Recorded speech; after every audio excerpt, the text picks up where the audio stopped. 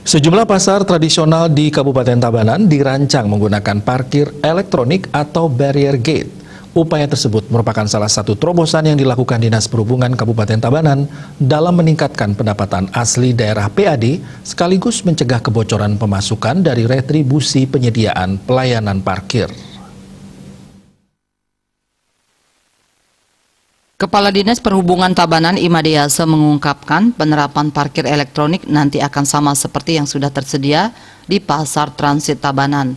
Sebagai tahap awal penerapan parkir elektronik akan ditempatkan di Pasar Kediri dan Terminal Persiapan di pintu masuk masing-masing. Menurutnya saat ini rencana tersebut masih diproses pembahasannya sekaligus menjajaki bersama pihak bank yang diajak kerjasama. Rencananya parkir elektronik ini dibiayai oleh salah satu pihak perbankan melalui dana CSR.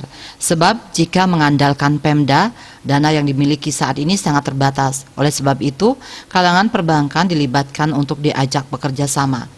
Menurut mantan Kadis Koperasi dan UKM ini, pemasangan parkir elektronik akan membuat pendapatan retribusi menjadi lebih akurat. Bahkan ketika data masuk atau terjadi transaksi sudah bisa dimonitor oleh sistem. Bercermin dari itu, maka proses retribusi parkir dengan sistem elektronik akan efektif.